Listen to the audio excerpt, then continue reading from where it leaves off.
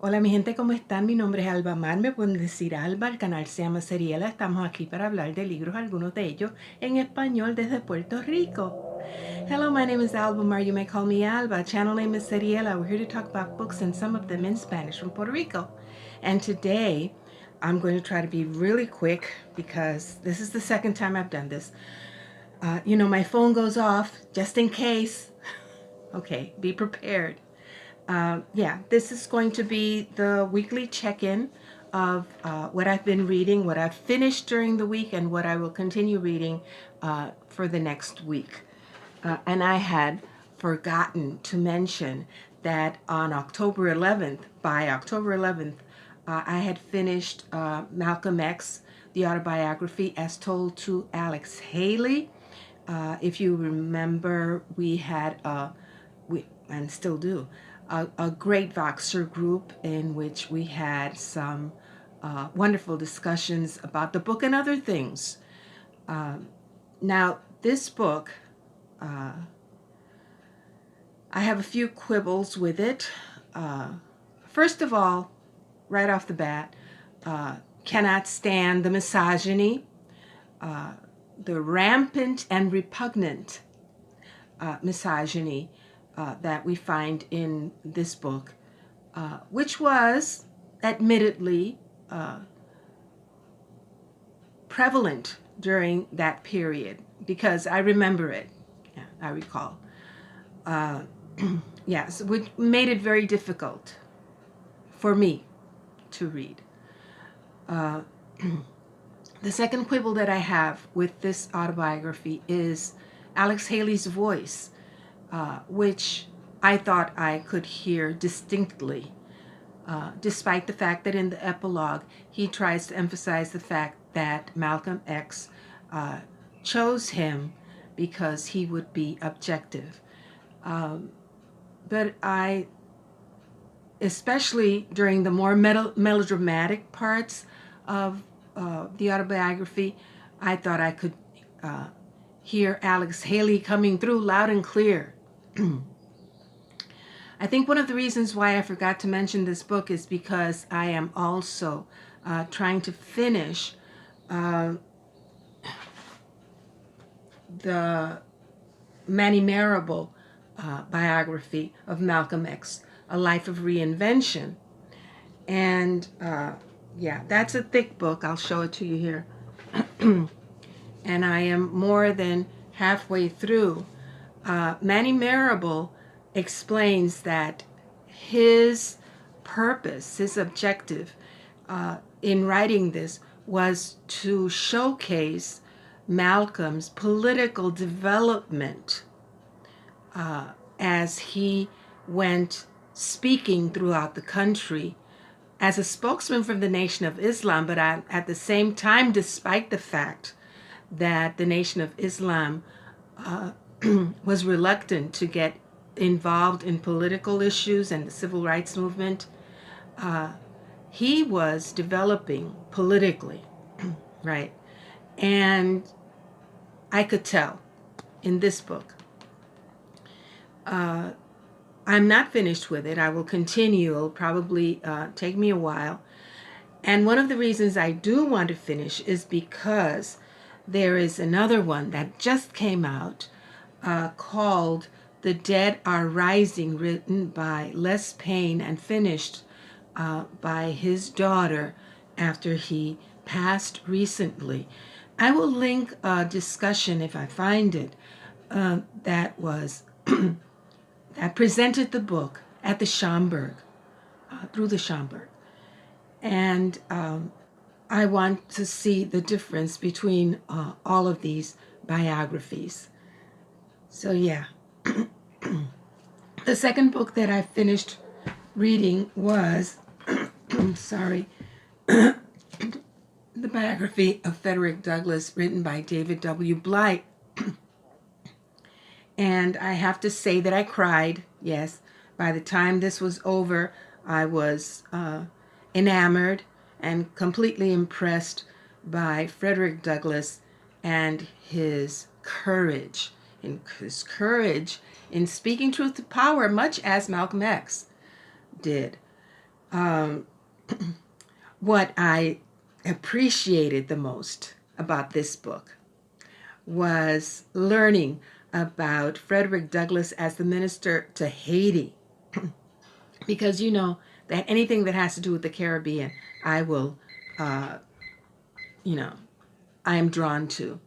And the fact that he was minister to Haiti barely 9 years before the 1898 invasion of Puerto Rico, Cuba, and the Philippines spoke much. And I appreciated the fact that the author highlights the U.S.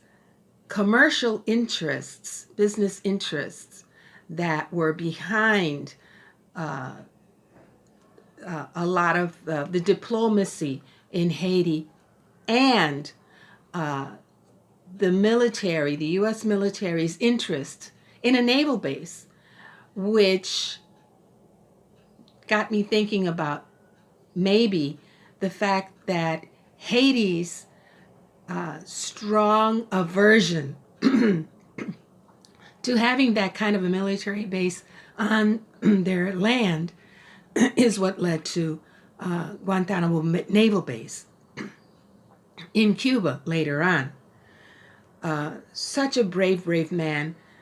He kept working right up to the end, speaking. And, considering the fact that lynching was going on at an exorbitant rate in the United States at the time that he died, the fact that he was speaking out against lynching, calling his own political party to task for not doing something about it, and the federal government for doing it, I was impressed. I really was. Yeah. I could have done with a little more editing and a little less of the author's voice in this biography, but I was thoroughly impressed with the life of Frederick Douglass. And then I'll link it up here.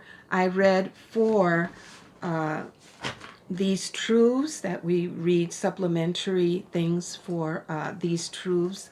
I read The Fearless Benjamin Lay, which I knew nothing about. This is the first paragraph of this nonfiction book is like no other. I'm not going to say anymore. You have to read it. He believed in guerrilla theater. Let me put it that way. I will link PBS, I think it is. I will link a video that is available about Benjamin Lay's life. He was one of the first Quakers, and those early Quakers in England were much more radical and much more of the activists than the later respectable Friends Society, right?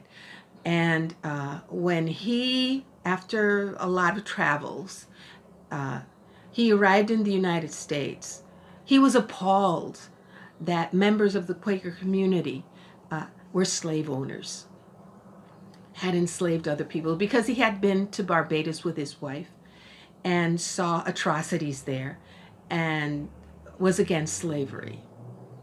He was one of the first, the very first, who wrote about the abolition of slavery in the United States. Fascinating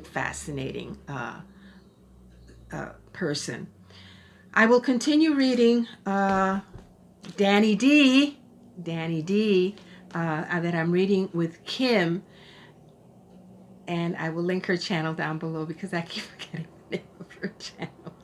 Yeah, and absolutely loving this book, the characters, George Eliot's ideas and thoughts about romantic love, about morality, about Jewish religion and Jewish people. Yes, this is fantastic. And as I mentioned before, I'll keep reading these truths. I owe you a video on Nonfiction November, and that's going to come out really soon, because I will then clock out. I am not going to be around for anything until the next week. Yeah, after all of this is over, you know, I will put on my headphones and listen to my favorite music and do other things and disconnect. So hello to the new subscribers. I appreciate your time. Take care of yourselves, and I hope if you haven't voted yet that you will do so. I will do so myself on Tuesday. And nos vemos, mi gente. Cuídense mucho. Sigan leyendo. Los quiero mucho. Adiós.